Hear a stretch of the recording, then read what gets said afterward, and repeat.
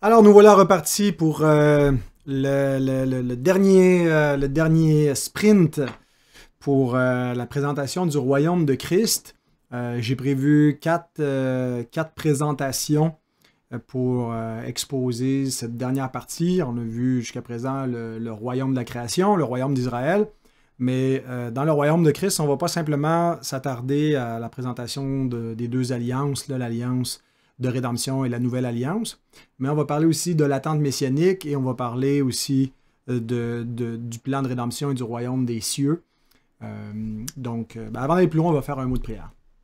Notre Dieu, merci de ce qu'on peut à nouveau se plonger dans la beauté de ta parole pour contempler le mystère de Christ qui nous y est révélé. Et merci parce que, Seigneur, par ta grâce, on a saisi Christ, ou plutôt on a été saisi par lui, mais on veut plonger nos regards dans cette révélation magnifique, comme les anges qui désirent plonger leur regard dans ton œuvre, qui voulaient comprendre, Seigneur, ce plan que tu as résolu en toi-même, dans ton décret, ton conseil éternel, d'exécuter dans l'histoire des hommes. Et merci parce que, Seigneur, non seulement on peut étudier cela comme un sujet d'intérêt intellectuel, mais, Seigneur, on est directement concerné puisque notre propre histoire s'enracine dans cette grande histoire de la rédemption. Et je te demande que, Seigneur, cette étude serve à nous rapprocher de toi, à augmenter notre reconnaissance pour ce salut que nous avons en Jésus-Christ.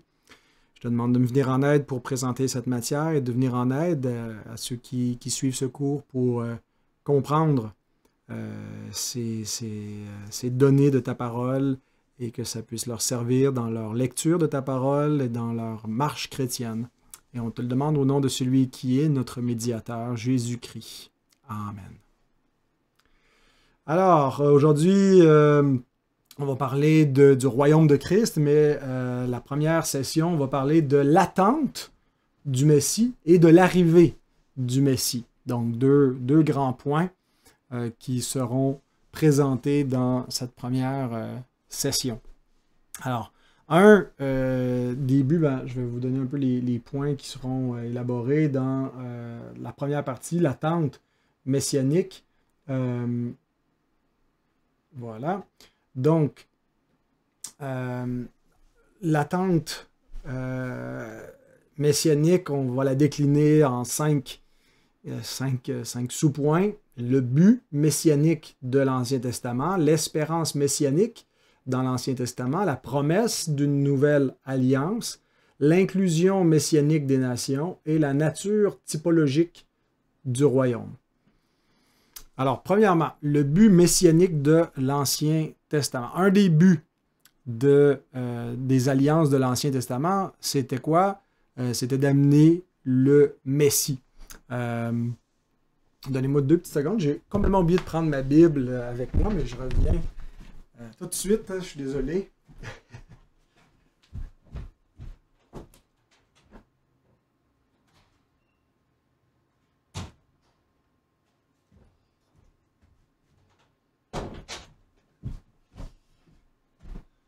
Je peux pas vraiment mettre sur pause. Je pourrais couper ça au montage, mais bon. Il va être moins de trouble de laisser ça comme ça. Donc, l'ancienne alliance avait pour but d'établir un royaume, mais le but ultime, c'était quoi? On l'a vu quand on a étudié l'alliance abrahamique, c'était d'amener la postérité physique d'Abraham. On lit dans Romains, chapitre 9, verset 4, que aux Israélites appartiennent l'adoption, la gloire et les alliances et la loi et le culte et les promesses et les patriarches et de qui est issu selon la chair le Christ, qui est au-dessus de toutes choses, Dieu béni éternellement. Amen. Alors, un des buts des alliances de la promesse était justement d'amener le Messie. Donc, c'est pas que l'ancienne alliance engendre la nouvelle alliance, mais l'ancienne alliance, pourquoi est-ce que Dieu a fait alliance avec la postérité d'Abraham? Il l'a placé dans une loi rigide avec des préceptes positifs, avec l'interdiction de faire alliance avec les autres nations, par des mariages, et a distingué ce peuple-là pour le préserver, ben, le but de la loi, c'était de conduire à Christ. C'est ce que nous dit Paul dans l'Épître aux Galates au chapitre 3. Donc, le but de l'Ancienne Alliance, c'était d'engendrer la postérité physique d'Abraham qui allait être la bénédiction pour les familles de la terre. Et le Messie allait engendrer ou allait mettre en place, allait conclure la nouvelle alliance en son sang. Alors, le but ultime de l'Ancien Testament, ben, c'est d'amener le Messie. Donc, il y a une trajectoire dans le déploiement de l'histoire de la rédemption. Et donc, toutes les alliances qu'on a vues jusqu'à présent ben, se focalisent sur un individu en particulier et l'attendent.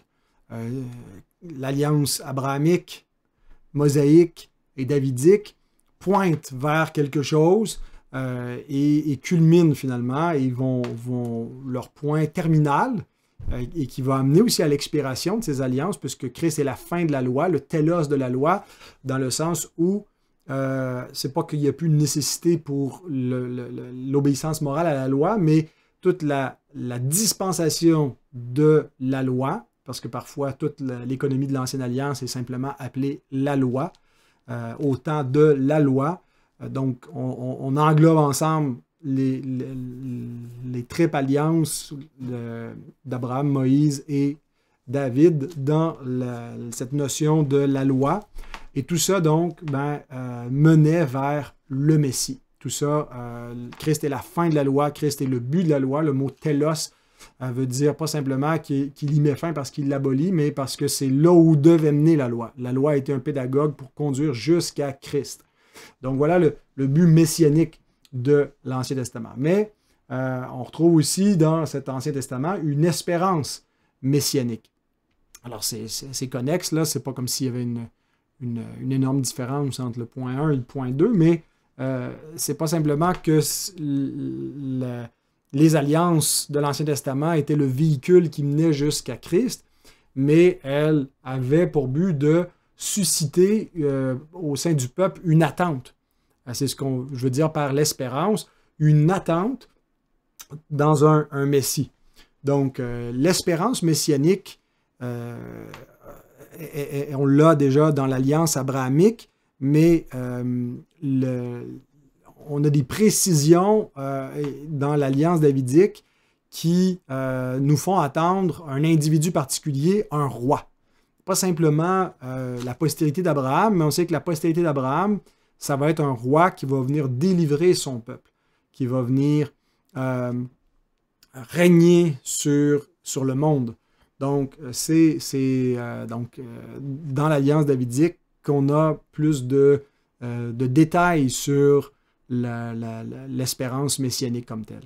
Et donc, on a vu jusqu'à présent, en étudiant l'alliance davidique, que tel est le roi, ben, tel est le royaume, que la vie dans le royaume d'Israël dépend de la fidélité du roi. Et donc, tout ça a vraiment amené le contexte dans la vie sous l'Ancienne Alliance à se focaliser sur les rois messianiques. C'est pour cela que quand on étudie l'histoire de l'Ancien Testament, ben, on se focalise sur le trône de David. Qu'est-ce qui arrive au trône de David? C'est quoi l'histoire du trône de David? Parce que finalement, la vie du peuple d'Israël et du royaume d'Israël est centrée là. Et on attend que vienne sur le trône le Messie ultime.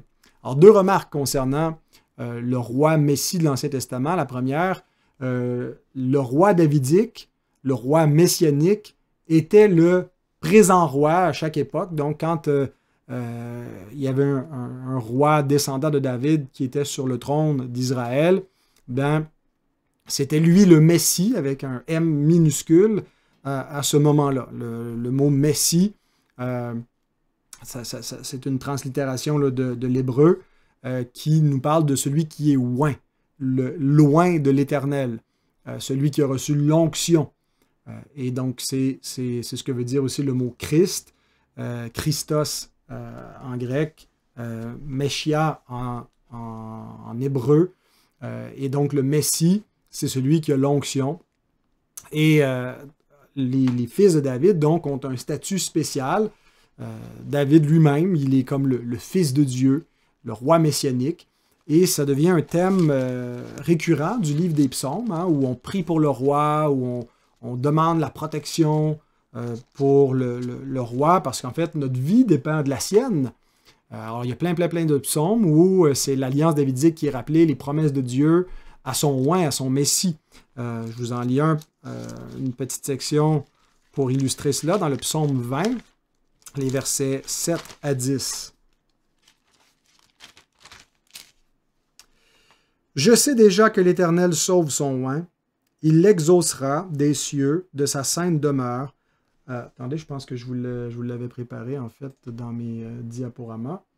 Donc, je vais le lire directement là. « Je sais déjà que l'Éternel sauve son oint, il l'exaucera des cieux, de sa sainte demeure, par le secours puissant de sa droite. Ceux-ci s'appuient sur leurs chars, ceux-là sur leurs chevaux. Nous invoquons le nom de l'Éternel, notre Dieu. Eux, ils plient et ils tombent. Nous tenons ferme et restons debout. L'Éternel, ou plutôt Éternel, sauve le roi, qu'il nous exauce quand nous l'invoquons. » Alors, il y aurait aussi le psaume 18, verset 51, le psaume 132, verset 10 à 18, et on pourrait en nommer plusieurs autres. Mais donc, le secours du roi dépend de l'Éternel, et la vie du peuple dépend de la préservation de son roi. Et donc, c'est une des raisons aussi pourquoi Dieu commande dans la loi de Moïse que le roi n'ait pas beaucoup de chevaux et de chariots, parce que c'est Dieu qui doit garantir la protection de son Messie, contrairement aux nations qui se confient dans leurs chars de guerre, dans leur puissance militaire. Eux, ils plient et ils tombent. Nous, notre roi se confie en Dieu. Et David dit dans les psaumes, hein, que c'est l'Éternel qui exerce ses mains au combat, qui le protège, qui protège sa vie.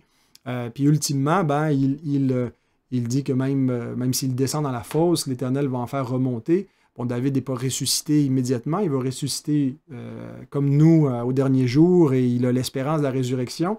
Mais dans les prières messianiques, on a cette idée que Dieu va être avec son oint, ne l'abandonnera pas dans le séjour des morts, et va amener le triomphe par lui, et que c'est par le roi, finalement, que Dieu va amener le salut et la délivrance. Il y avait une application terrestre et typologique de cela dans l'Alliance davidique, mais ultimement, le salut à attendre, c'était celui qui est apporté par le roi messianique, Jésus-Christ. Et donc, la deuxième remarque concernant le roi Messie dans l'Ancien Testament, c'est non seulement que le présent roi était l'objet des promesses de Dieu, de cette protection, mais il y aurait un futur roi messianique. Ce qu'on voit, c'est qu'aucun des rois davidiques est sans faute, que même s'il y en a qui sont fidèles comme David, que même David, à certains moments dans sa vie, a attiré la colère de Dieu sur le peuple par ses fautes, et certains vont attirer des sanctions beaucoup plus sévères, les sanctions de l'Alliance, les malédictions de l'Alliance sur Israël, sur Juda, parce qu'ils sont infidèles à Dieu. Donc, la promesse de Dieu faisait attendre le roi parfait, la venue d'un roi ultime, et chaque nouveau roi suscitait un peu l'espoir que ce serait peut-être le roi qui apporterait la stabilité, la paix au royaume, une paix sans fin au règne de David, qui rétablirait toute chose. Et Dieu rappelle ses promesses, et donc quand vient un nouveau roi, et parfois il y a des rois qui sont porteurs d'une plus grande délivrance, qu'on pense à Ézéchias ou qu'on pense à Josias, mais on voit finalement que le roi ultime qui doit venir, c'est pour plus tard. Quand on arrive dans le psaume 89, il y a toute une section, en particulier les versets 28 à 49, où le psalmiste se lamente parce que ce psaume qui est écrit au temps de l'exil, qui est écrit loin de la terre de Juda, qui est écrit alors que Dieu avait promis la protection sur le trône de David. Voilà que la maison de David a été amenée en exil, que le trône de David est jeté par terre. Et le psalmiste demande à Dieu, est-ce que tu as oublié ta promesse? Où est ta promesse de protection? Et donc, c'était pas une promesse inconditionnelle. Oui, d'une façon, dans le sens où Dieu allait éventuellement restaurer le trône de David, mais il y avait des possibilités de déchoir. Eh bien, c'est ce qui est arrivé à la maison de David. Alors, l'échec des rois davidiques suscite l'attente d'un libérateur, d'un roi parfait, et on peut lire cette attente à plusieurs endroits dans l'Ancien Testament, mais en particulier dans les livres des prophètes, qui s'appuient constamment sur les promesses de l'Alliance davidique pour amener Israël dans l'espérance messianique. Donc, par exemple, Jérémie 33, 14 à 18. « Voici les jours viennent, dit l'Éternel, où j'accomplirai la bonne parole que j'ai dite sur la maison d'Israël et sur la maison de Juda. En ces jours, en ce temps-là, je ferai éclore à David un germe de justice. Il pratiquera la justice et l'équité dans le pays. En ces jours-là, Juda sera sauvé, Jérusalem aura la sécurité dans sa demeure. Et voici comment on l'appellera, l'Éternel, notre justice. Car ainsi parle l'Éternel, David ne manquera jamais d'un successeur assis sur le trône de la maison d'Israël. Les sacrificateurs, les Lévites ne manqueront jamais devant moi de successeurs pour offrir des holocaustes, brûler de l'encens avec les offrandes et faire des sacrifices tous les jours. » Eh bien, Jérémie prophétise cela alors qu'il vient d'annoncer la destruction de Jérusalem, puis il dit, c'est le jugement, c'est la maison de David va être amenée en captivité, personne nommé Jéhoiakin comme privé d'enfants, car aucun de ses descendants n'arrivera à s'asseoir sur le trône. Et puis donc, c'est le dernier roi, il n'y en a plus d'autres, des descendants de David qui règnent, mais il y a une promesse de restauration. Et donc, le peuple d'Israël attend encore des siècles après l'exil, continue d'attendre et d'espérer la venue du roi messianique qui va enfin les délivrer de leurs ennemis.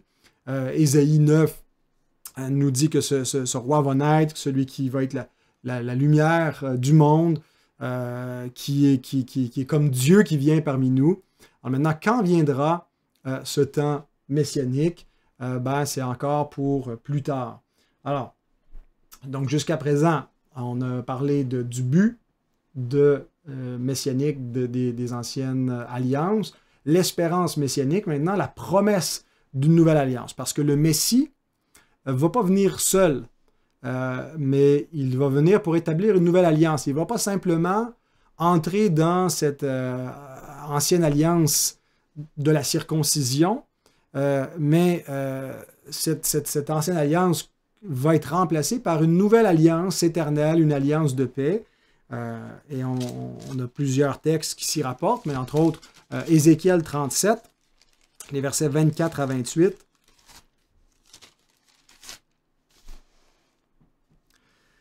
« Mon serviteur David sera leur roi, et ils auront tous un seul pasteur. » Donc, ce n'est pas David, ce n'est pas pour les temps dans le millénium ici, mais David ici, c'est Christ qui va être comme un nouveau David. Il est appelé David parce que David représente l'idéal messianique. Mais donc, ici, c'est une promesse de la venue du Messie. Alors, mon serviteur David sera leur roi. Ils auront tous un seul pasteur. Ils suivront mes ordonnances. Ils observeront mes lois et les mettront en pratique. Ils habiteront le pays que j'ai donné à mon serviteur Jacob et qu'ont habité vos pères. Ils y habiteront, eux, leurs enfants et les enfants de leurs enfants à perpétuité. Et mon serviteur David sera leur prince pour toujours. Je traiterai avec eux une alliance de paix. Il y aura une alliance éternelle avec eux. Je les établirai, je les multiplierai, et je placerai mon sanctuaire au milieu d'eux. Pour toujours, ma demeure sera parmi eux. Je serai leur Dieu, ils seront mon peuple. Et les nations sauront que je suis l'Éternel qui sanctifie Israël lorsque mon sanctuaire sera pour toujours au milieu d'eux.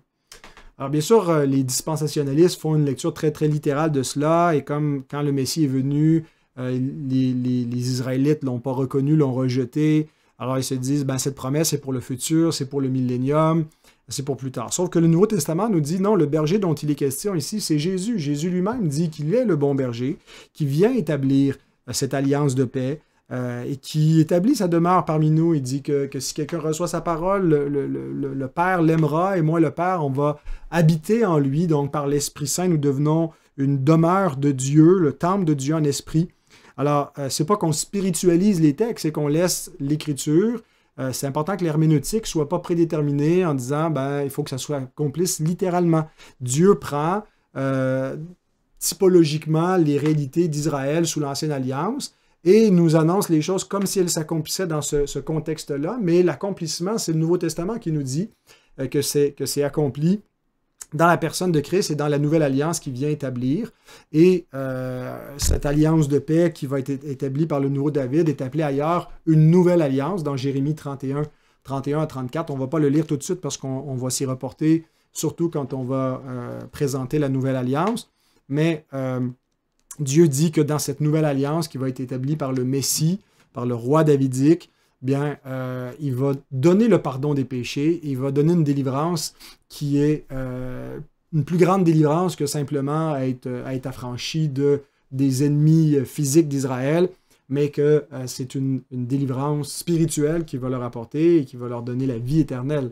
Alors pour ceux qui vivaient sous une alliance qui leur rappelait chaque année leurs péchés par le système sacrificiel, cette promesse de pardon avait vraiment un caractère merveilleux, d'espérance, de repos, de paix.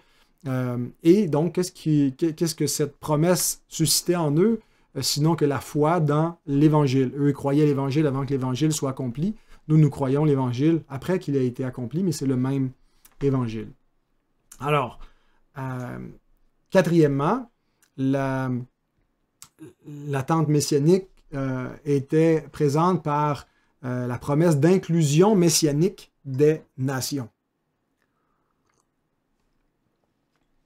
Déjà dans Genèse 12, Dieu avait annoncé le salut des païens en disant qu'Abraham serait une bénédiction, que sa postérité serait en bénédiction pour les familles de la terre et pas simplement pour ceux qui seraient issus d'Abraham. Et l'Alliance davidique reprend cette promesse de bénédiction qui transcende les limites d'Israël et elle attribue spécifiquement au fils de David le fait qu'il va être la bénédiction pour tous les peuples, toutes les nations, et qu'il va faire de la maison de Dieu une maison qui est ouverte aux nations qui vont faire partie de la maison de Dieu. Et c'est dans ce sens-là que Dieu parle de restauration d'Israël ou de Juda. Ça ne se limite pas simplement ou strictement aux descendants physiques d'Abraham, mais Juda, Israël devient les nations, et je pense que c'est ce que le Nouveau Testament nous montre, que l'Israël de Dieu, c'est tous ceux qui croient en Christ, qui sont appelés l'Israël de Dieu. Alors, on voit par exemple cette attente dans Michée, Michée chapitre 4, versets 1 à 4. Il arrivera dans la suite des temps que la montagne de la maison de l'Éternel sera fondée sur le sommet des montagnes, qu'elle s'élèvera par-dessus les collines, et que les peuples y afflueront. Des nations s'y rendront en foule et diront « Venez et montons à la montagne de l'Éternel, à la maison du Dieu de Jacob, afin qu'il nous enseigne ses voies, et que nous marchions dans ses sentiers, car de Sion sortira la loi, et de Jérusalem la parole de l'Éternel. Il sera le juge d'un grand nombre de peuples, l'arbitre des nations, de nations puissantes lointaines. De leurs glaives ils forgeront des hoyaux, et de leurs lances des serpes. Une nation ne tirera plus l'épée contre une autre, et l'on n'apprendra plus la guerre. Ils habiteront chacun sous sa vigne et sous son figuier, et il n'y aura personne pour les troubler, car la bouche de l'Éternel des armées a parlé. » Donc Dieu annonce la paix parmi les peuples, le fait que tous les peuples vont affluer à la montagne de Dieu. Mais ce que le Nouveau Testament nous montre, c'est que la montagne de Dieu, c'est pas la Jérusalem actuelle, que celle-là, elle est dans la servitude, mais que c'est Il dit, vous ne vous êtes pas approché d'une montagne qu'on pouvait toucher, qui était embrasée par le feu, mais vous êtes approché de la montagne de Sion, qui est une montagne spirituelle. Et donc, c'est le mont Sion dans les cieux, c'est la Jérusalem d'en haut, où est assis le roi davidique. Et qu'est-ce qui arrive en ce moment? Ben, tous les peuples sont appelés, parce que Dieu envoie des messagers dans tout le monde pour proclamer le règne de son Fils. Et il y en a beaucoup qui croient et qui viennent et qui entrent dans son règne de paix. Et ceux-là, donc, habiteront une terre où il n'y aura plus de guerre, où on va prendre nos armes de guerre pour en faire des outils de jardinage. Alors, en ce moment, on a une expérience limitée de cette paix, mais à la résurrection, et puis on est déjà dans le commencement des nouveaux cieux de la nouvelle terre, et on y reviendra là, quand on regardera l'accomplissement du déjà et du pas encore, du royaume. Mais donc, il y a déjà sous l'Ancien Testament cette annonce que c'est pas juste un royaume, le royaume messianique à venir n'est pas juste pour les Juifs. Il inclut aussi les nations. Et puis, il y a d'autres textes comme Ésaïe 2, 2 à 4, ou Ésaïe 56, versets 6 à 8. Il nous est dit dans les textes qui annoncent la naissance du Messie aussi qu'il va être un signal pour les peuples et les nations. Laissez-moi vous lire justement cette promesse d'Ésaïe chapitre 11. Tous les 10 premiers versets, là, donc c'est une prophétie des temps messianiques. Mais arrivé au verset 10, ça nous est dit que Ésaïe 11, verset 10, « En ce jour, le rejeton d'Isaïe sera là comme une bannière pour les peuples. Les nations se tourneront vers lui et la gloire de sa demeure. » Quelle est la porte d'entrée des païens, des gentils, dans le royaume attendu par Israël? C'est le Messie. La proclamation de Christ, le fils de David, elle est entendue parmi toutes les nations, et Christ est le signe, il est le point de ralliement des païens qui entrent dans l'espérance d'Israël, dans l'attente de ce royaume messianique, qui reconnaissent en lui le Sauveur, et donc il devient une bannière pour les peuples, et il se tourne vers la gloire de sa demeure, de celui qui siège dans les cieux, parce que le trône de David n'était pas simplement à Jérusalem, mais ça allait être un trône céleste. Donc, il y aurait plusieurs autres passages pour montrer cette inclusion des nations dans l'attente messianique, entre autres les chants du serviteur d'Ésaïe, serviteur souffrant, où on voit que quand on regarde ces textes, que ça incluait aussi son travail pour les païens, pas seulement pour Israël. Cinquième et dernier point concernant l'attente messianique, la nature typologique du royaume. Le royaume de la création était un royaume protologique qui nous donnait les bases initiales de ce vers quoi devait tendre toute la création pour entrer dans la gloire et le repos de son Créateur. Mais c'est au contraire la mort qui est venue et non pas la vie et la gloire. Le royaume d'Israël est un royaume de rédemption, mais typologique, qui nous démontre dans une séquence transitoire ce que va être le royaume eschatologique qui était attendu initialement. Et donc, le royaume typologique d'Israël, ce qu'on a, ce sont les prophètes de l'Ancien Testament annoncent ce royaume à venir, mais ils en parlent à partir des réalités présentes du royaume d'Israël. Donc, ils nous parlent finalement du siècle à venir, du siècle de la résurrection. Ils nous parlent du ciel, mais ils décrivent ce futur royaume messianique à partir d'une version idéalisée du présent. Et ça, c'est vraiment important d'en tenir compte quand on lit ces promesses de restauration, du paradis retrouvé, de ne pas simplement en faire une lecture très, très littérale et figée, parce que ça nous décrit le royaume d'Israël dans des termes terrestres. En fait, les prophètes partent de leur réalité pour nous parler du futur. Et ça fait partie du mystère de Christ. Mais donc, c'est important quand on tient compte de la prophétie, plutôt que de dire « Ah, c'est pas encore accompli, ces textes-là », et de porter ça à une dispensation future du millénium. Je pense que la façon de voir, c'est plutôt que le royaume messianique est arrivé, mais il était décrit dans des réalités terrestres, mais en ce moment, il existe de manière spirituelle, hein, par l'Esprit Saint. On a déjà un avant-goût de ce royaume final, mais le royaume est seulement inauguré, il n'est pas encore achevé. Et donc, toute la période pour Israël, c'était une typologie. Et lorsqu'ils partent en exil, il y a l'espérance qui est maintenue, l'espérance messianique, qu'il y aura une restauration promise. Mais lorsque la restauration arrive à la fin de l'exil et que le temple est rebâti, que Jérusalem est rebâti, il y a une partie du peuple qui, tout en se réjouissant de la fidélité de Dieu à ses promesses, pleure en se disant que la gloire de ce nouveau temple est inférieure à ce qui était espéré, que ça ne cadre pas avec ce qui était décrit par Ézéchiel, par exemple. Mais tout ça nous montre qu'il fallait attendre la venue d'un autre royaume. Et donc, on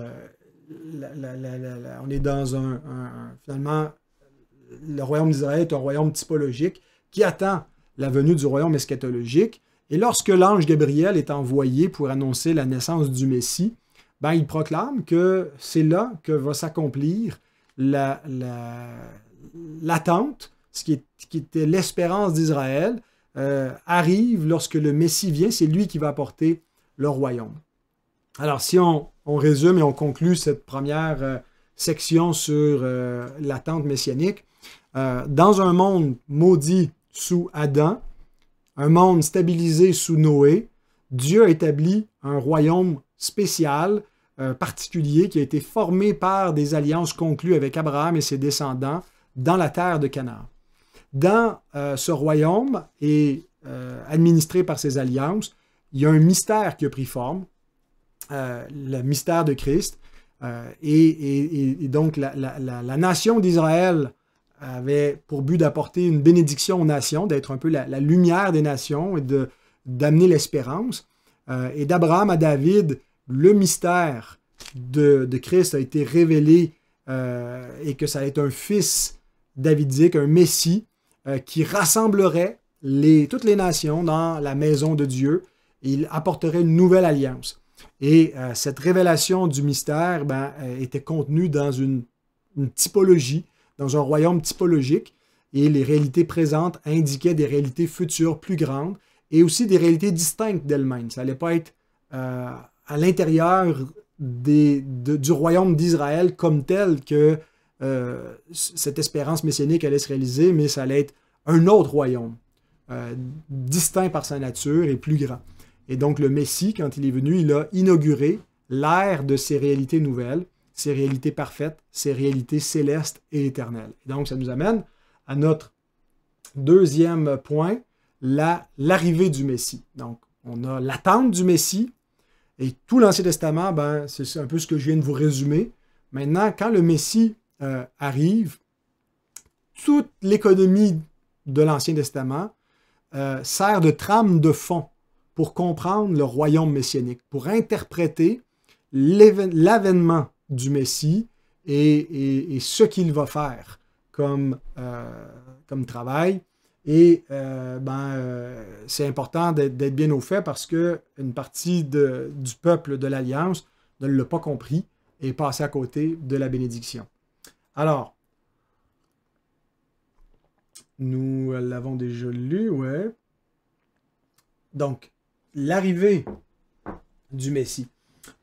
Galates 4, 3 à 5 nous dit « Nous aussi, de la même manière, lorsque nous étions enfants, nous étions sous l'esclavage des principes élémentaires du monde. » L'apôtre Paul ici, je pense, parle spécifiquement d'Israël dans son enfance, c'est-à-dire tout le passage du peuple de l'Alliance sous l'économie de l'Ancienne Alliance était comparable à un enfant qui est maintenu en tutelle sous des lois rigides parce qu'il est un enfant. Et donc, nous étions sous l'esclavage des principes élémentaires du monde, mais lorsque les temps ont été accomplis, Dieu a envoyé son Fils, né d'une femme, né sous la loi, afin qu'il rachète ceux qui étaient sous la loi, afin que nous recevions l'adoption. Donc, le Fils de Dieu vient dans un monde qui est sous la malédiction de la loi, et il s'incarne au sein d'un peuple qui représente de manière plus claire ce que signifie la malédiction de la loi, parce qu'ils sont sous le joug d'une alliance conditionnelle qui exige une obéissance pour obtenir des bénédictions, et le peuple s'en va sans cesse sous les jugements de Dieu, parce qu'ils sont incapables de garder cette loi. Et donc, le Fils naît sous une alliance des œuvres pour venir l'accomplir, mais racheter ceux qui sont sous cette loi, sous cette malédiction de la loi.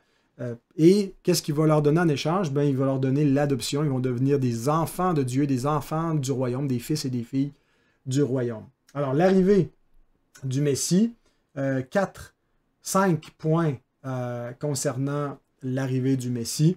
Le Messie qui était espéré, la bonne nouvelle du royaume prêché par le Messie.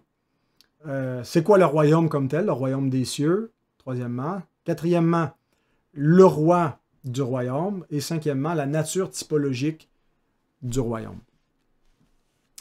Alors, le Messie qui était espéré, les Hébreux imaginaient une version idéalisée du royaume davidique. Alors, David, c'était un homme de guerre, c'est un homme qui combattait les ennemis de Dieu et du peuple de Dieu avec l'épée. Mais le Seigneur Jésus va dire, mon royaume n'est pas de ce monde. Et les apôtres vont comprendre éventuellement que les armes avec lesquelles nous combattons sont pas charnelles, mais elles sont spirituelles, parce que c'est pas ultimement notre problème n'est pas un problème politique et pas un problème vis-à-vis des ennemis humains, et on ne doit pas voir aucun homme comme ultimement notre ennemi. Tout ça était une période où Dieu avait une pédagogie pour, pendant l'enfance du peuple, représenter le combat spirituel dans des réalités terrestres, mais en même temps que dans ces combats physiques entre Israël et les Philistins et les Cananéens, il y avait une incarnation terrestre d'une guerre spirituelle théologique où ils adorent des idoles, des faux dieux, et nous adorons le vrai Dieu. Mais arrivé à la fin des siècles, quand le Messie vient, il ne vient pas nous délivrer des Philistins ou des Romains ou de quelque ennemi humain que ce soit. Il vient délivrer l'humanité de la puissance du diable et du péché.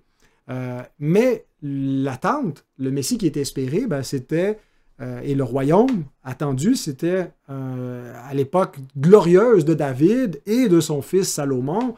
Donc, ils attendaient un Messie politique, un Messie militaire, qui allait non seulement les libérer des païens, mais amener les païens eux-mêmes à devenir des Juifs, à être soumis à la loi de Moïse, parce que les prophètes faisaient attendre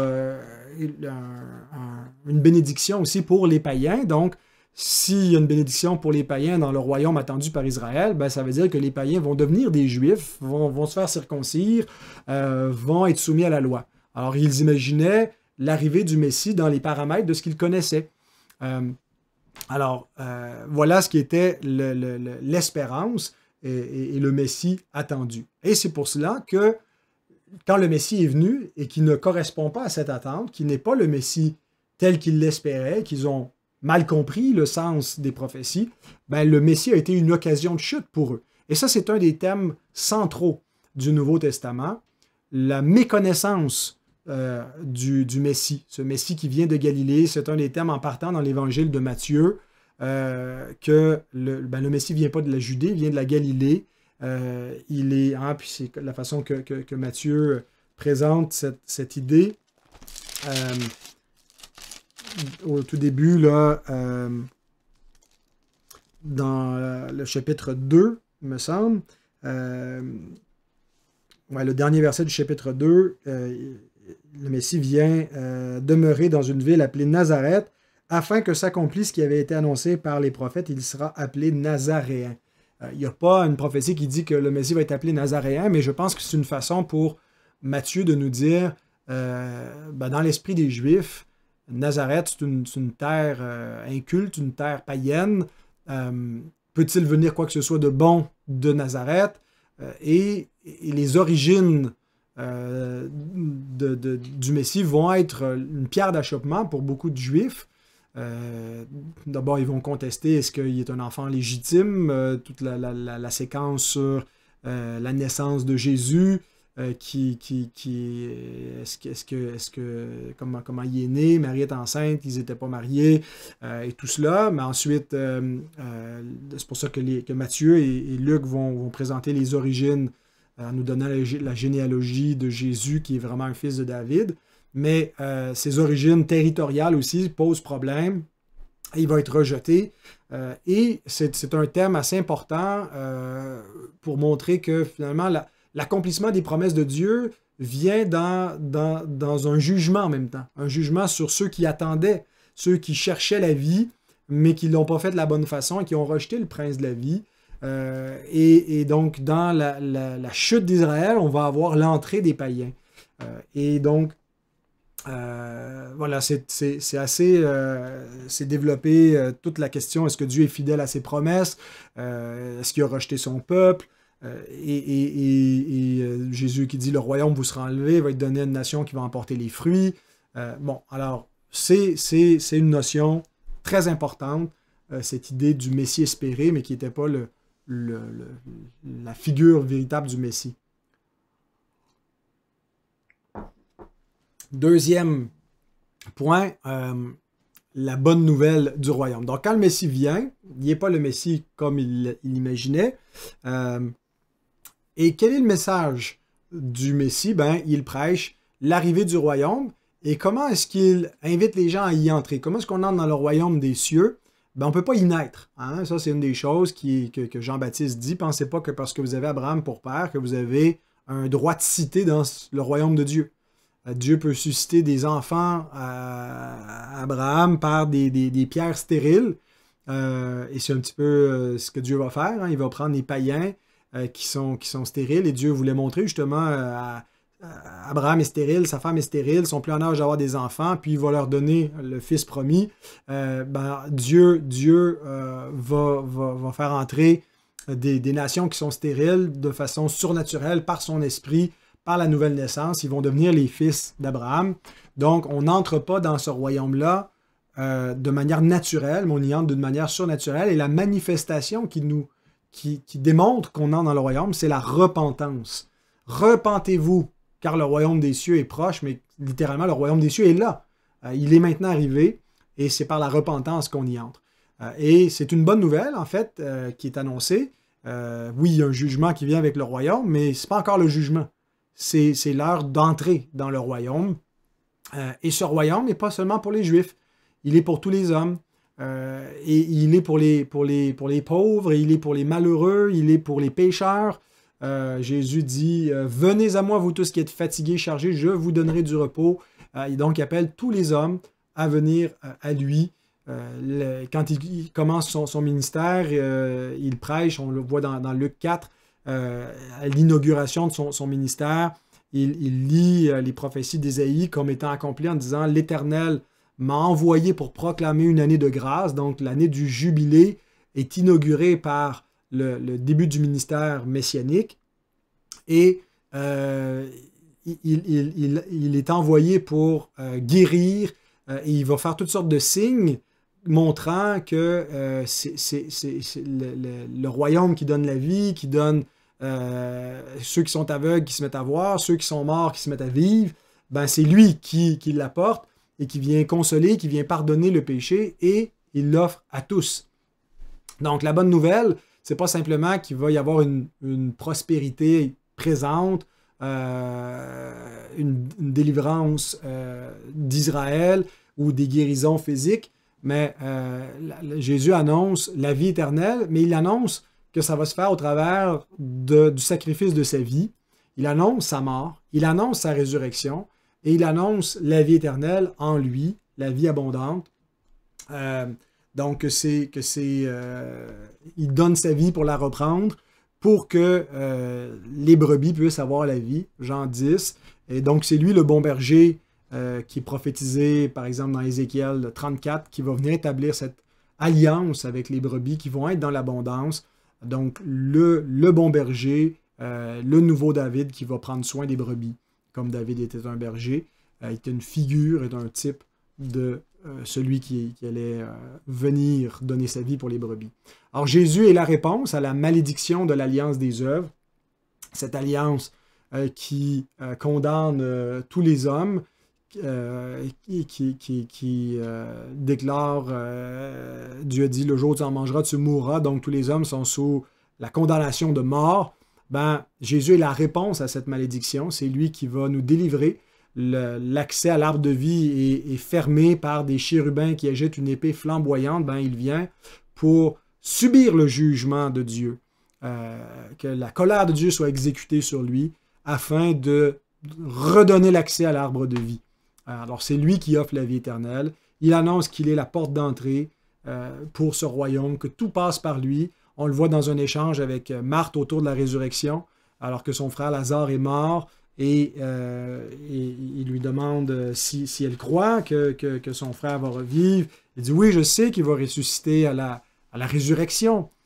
Et Jésus lui montre que c'est moi la résurrection. Celui qui croit en moi vivra quand même, il serait mort, puis il lui donne une preuve de la résurrection glorieuse en ressuscitant Lazare dans une résurrection qui n'est pas la résurrection finale, puisque Lazare est mort probablement une deuxième fois. Ce n'était pas une résurrection finale qui le rendait immortel, mais c'est une résurrection typologique qui anticipe la résurrection finale pour montrer que tout se passe par Christ. Celui qui croit en lui va avoir cette vie nouvelle. Alors ça, c'est la bonne nouvelle du royaume que Jésus prêche. Maintenant, la nature de ce royaume, le royaume des cieux, alors on retrouve des expressions dans le Nouveau Testament comme royaume des cieux, royaume de Dieu. Ce ne sont pas des choses distinctes, c'est le même royaume, parce que le royaume des cieux appartient à Dieu, donc c'est le royaume de Dieu. Un des théologiens réformés qui a écrit une théologie du royaume, Herman Ridderbos, il y a un livre qui s'appelle The Coming of the Kingdom. C'est une théologie biblique du royaume. Dans le fond, il démontre que le royaume de Dieu est de nature céleste et il est distinct du royaume d'Israël. Il n'est pas de ce monde. Et c'est ce que Jésus dit, mon royaume n'est pas de ce monde. Il n'est pas de nature terrestre. Et que le royaume d'Israël était simplement transitoire, était figuratif. C'était l'ombre de ce royaume céleste qui est venu dans le monde, mais qui est encore invisible. On ne le voit pas, le royaume. Et c'est ce que Jésus dit, il ne viendra pas au milieu de vous de manière à ce qu'on puisse dire, il est là, voici le royaume. Mais c'est d'abord quelque chose qui naît dans le cœur de chaque homme par le Saint-Esprit. Donc, on ne peut pas naître naturellement dans le royaume des cieux. Et Jésus dit que pour qu'un homme puisse voir le royaume de Dieu, il doit naître de nouveau. Il doit naître de l'Esprit. Et là, Nicodème ne comprend pas dans son entretien dans Jean 3, en pensant que est-ce qu'il faut comment est-ce qu'un homme âgé peut naître de nouveau? Est-ce qu'il faut qu'il entre dans le sein de sa mère? Et Jésus lui montre que ce qui est né de la chair est chair. C'est pas quelque chose de naturel. On ne peut pas juste avoir un droit de citer dans le royaume de Dieu parce qu'on est un descendant d'Abraham, c'est charnel. Mais la vie dans le royaume, c'est une naissance spirituelle. Il faut être né de Dieu, engendré par l'Esprit de Dieu. Et ceux qui sont nés de Dieu, ce sont ceux qui croient en celui que Dieu a envoyé. On entre dans ce royaume par la foi, la manifestation qu'on est une nouvelle créature régénérée, née de nouveau, née de l'Esprit, c'est la foi dans le Messie. Et donc, la vie dans ce royaume est basée sur l'autorité de Christ. Jésus, dans le Sermon sur la montagne, qu'on pourrait appeler aussi le Sermon du royaume, puisque il décrit la vie dans le royaume. Heureux les pauvres en esprit, car le royaume des cieux est à eux. Donc, c'est la parole d'introduction où Jésus nous présente qui sont les héritiers du royaume, donc les pauvres en esprit, ceux qui ceux qui se repentent, ceux qui voient leur pauvreté spirituelle et qui accueillent Christ pour être enrichis par lui. C'est à eux qu'appartient le royaume. Mais la vie dans ce royaume est basée sur Christ, sur sa personne, mais sur son enseignement.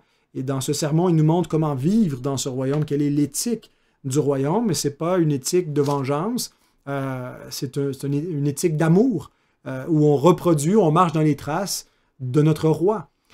Et il nous montre comment le peuple de ce royaume doit être administré. Plus loin, il donne les clés du royaume. Et il dit comment la discipline dans ce royaume va être maintenue. Pour le peuple juif, ils ont une priorité pour entrer dans le royaume. C'est eux les premiers à être invités. C'est eux qui sont les premiers à qui le royaume est offert. Mais ils n'ont pas un droit naturel. Ils ne sont pas directement héritiers du royaume parce qu'ils sont les fils d'Abraham. Et pour eux, l'idée qu'un païen puisse avoir droit au royaume sans avoir la circoncision, c'était à ce moment-là quelque chose qui était inadmissible pour eux. Même pour les disciples du Seigneur, ça va reprendre un certain temps avant qu'ils comprennent qu'il n'est pas nécessaire pour les païens de devenir des Juifs pour avoir droit au royaume.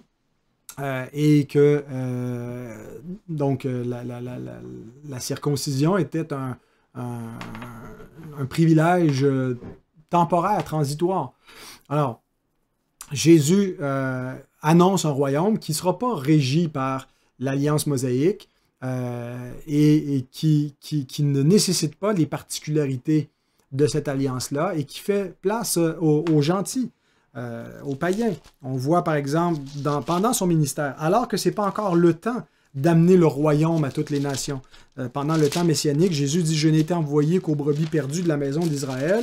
Autrement dit, ce n'est pas que les païens ne peuvent pas être sauvés, mais que l'offre d'entrée, pour l'instant, se limite surtout aux brebis perdues d'Israël. Mais on voit quand même des païens qui y entrent, comme cette femme syro-phénicienne ou cananéenne. Mais on voit aussi des centeniers, ce centenier, et dans Matthieu 8, 10 à 12, quand Jésus donc voit la foi de ce centenier qui a une plus grande foi que tous les fils d'Israël, il dit, il est dans l'étonnement, il dit à ceux qui le suivaient, « Je vous le dis, même en Israël, je n'ai pas trouvé une aussi grande foi. Or, je vous le déclare que plusieurs viendront de l'Orient et de l'Occident et se mettront à table avec Abraham, Isaac et Jacob dans le royaume des cieux. Mais les fils du royaume, ceux à qui le royaume était promis, seront jetés dans les ténèbres du dehors où il y aura des pleurs et des grincements de dents. » Pourquoi? Parce qu'ils n'accueillent pas le roi qui leur donne l'entrée dans ce royaume. Jésus va donner des paraboles pour montrer que ceux qui attendaient le royaume, ceux qui étaient les ouvriers dans la vigne de Dieu, qui se sont attaqués aux serviteurs de Dieu jusqu'au fils du maître de la vigne, et que le jugement va retomber sur eux et que Jésus leur fait comme application dans Matthieu 21. Il dit « Le royaume vous sera enlevé » en parlant à la nation juive et sera donné à une nation qui en rendra les fruits. Et donc cette nation, c'est l'Église qui est une nation sainte et qui n'est pas faite seulement de Juifs, mais de Juifs et de païens. Alors, c'est Jésus qui amène les nouveaux cieux et la nouvelle terre parce que ce royaume, c'est la nouvelle création. Et c'est ce qu'on voit dans 1 Corinthiens 15. La première création en Adam est une création déchue, la création naturelle qui s'en va à la mort, mais il amène une création surnaturelle qui est celle de la résurrection. Donc voilà pour la nature du royaume. Maintenant, un petit mot sur le roi de ce royaume. Jésus administre ce royaume par son triple office de roi, de prophète et de sacrificateur. Jésus, donc, est le roi, fils de David, qui vient délivrer son peuple. Il est le prophète comme Moïse, qui vient pas seulement annoncer une parole, mais qui est la parole de Dieu. Et il est le sacrificateur qui est en même temps le sacrifice. Et donc, il demeure notre prêtre, notre médiateur pour qu'on puisse s'approcher de Dieu. Voilà. Quand Jésus est baptisé, c'est le commencement de son ministère public et je pense qu'on doit voir aussi son baptême comme sa consécration sacerdotale. Il est baptisé par un Lévite, Jean-Baptiste, fils de Zacharie, et il reçoit donc cette consécration.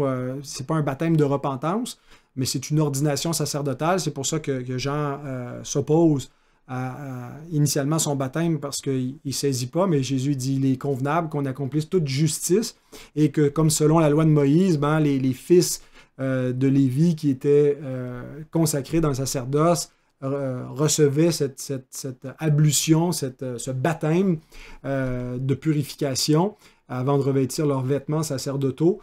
Christ est baptisé par un Lévite. Il n'est pas il n'est pas sacrificateur selon l'ordre de Lévi, mais de Melchisédek. Et il est revêtu à ce moment-là par l'Esprit Saint qui descend sur lui, et la voix de Dieu qui le reconnaît comme son fils. Celui-ci est mon fils bien-aimé en qui j'ai mis toute mon affection. Mais cette voix qui lui dit « Tu es mon fils », c'est la même qui lui dit « Tu es sacrificateur pour toujours selon l'ordre de Melchisédek ». Et lorsqu'on lui demande plus tard, lorsqu'il parle dans le temple, qu'il enseigne dans le temple, par quelle autorité fais-tu ces choses? Tu n'as pas un droit pour pouvoir parler dans le temple, c'est réservé selon la loi à ceux qui ont été proprement ordonnés pour le faire. Alors Jésus répond à leur question, je vais vous dire, par quelle autorité je fais ces choses.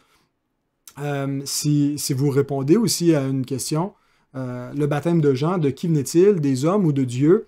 Alors Jésus répond à leur question, dans le fond, implicitement, parce qu'il a été baptisé par Jean, et c'est en vertu de cette ordination que Dieu a confirmé lors du baptême qu'il le reçoit par Jean, qu'il est autorisé, selon la loi de Moïse, à entrer dans le temple et à parler et à enseigner la loi, et à le faire mieux que les rabbins, puisqu'il a l'interprétation autorisée, c'est la bonne lecture qu'il fait de l'Écriture de l'Ancien Testament. Alors, donc le roi en question inaugure l'établissement du royaume. Il va le faire par une nouvelle alliance en son sang. Les prophètes annonçaient, donc, on a vu dans l'attente messianique, qu'il y aurait une nouvelle alliance de paix, que le Messie établirait une alliance éternelle. Et donc, dans cette alliance, le Messie ne vient pas garantir l'héritage d'Israël, Canaan, le temple et tout ça. C'était transitoire et ça relevait d'une autre alliance. Eux-mêmes vont plutôt recevoir la malédiction de cette alliance que Christ va prononcer sur eux en annonçant la destruction du temple et de Jérusalem. Le Messie vient plutôt établir une autre alliance avec un royaume distinct, d'une autre nature, un royaume céleste, qui est déjà présent, mais pas encore, et qu'on reçoit par la foi, et qui se manifeste par la puissance de l'Esprit. Alors, la révélation et l'établissement de ce royaume demeurait quelque chose de mystérieux. Il leur dit, c'est à vous qu'a été donné le mystère du royaume, à ses disciples, à qui il explique, parce qu'il demande, les disciples, pourquoi tu leur parles en parabole? Ils ne comprennent pas, mais ils ne comprenaient déjà pas la lecture de l'Ancien Testament. C'est ce que dit Paul. Lorsqu'ils font la lecture de l'Ancien Testament, il y a un voile sur leur intelligence qui ne leur permet pas de comprendre. Ils ne comprennent pas la gloire messianique qui est révélée. Ils ne comprennent pas comment tout ça converge en Christ. Et quand Christ vient, il continue à révéler le royaume des cieux de manière mystérieuse par des paraboles, mais il explique à ceux qui sont près de lui, à ceux qui croient en lui, le sens du royaume. Et eux comprennent, et il dit donc, c'est à vous qu'a été donné le mystère du royaume de Dieu. Et tous ceux donc qui s'attachent à Christ et qui s'attachent à l'Évangile comprennent ce mystère du royaume, mais pour ceux qui sont dehors, tout se passe en parabole. Alors c'était vrai en particulier des Juifs qui rejetaient le Messie, mais c'est vrai de tout homme qui peut entendre parler de religion et de la foi chrétienne, mais s'il rejette le roi du royaume, pour eux, tout est une parabole qu'ils ne comprennent pas. Mais pour ceux qui ont reçu Christ, ils comprennent le mystère du royaume que Christ est venu mettre en lumière. Alors voilà pour la première présentation concernant l'attente et l'arrivée du Messie. La prochaine présentation concernera l'alliance de la rédemption, pour établir le royaume de Christ, qui est le royaume de Dieu ou le royaume des cieux. On va présenter deux alliances, l'alliance de la rédemption et la nouvelle alliance de grâce. Alors, on se retrouve dans un instant.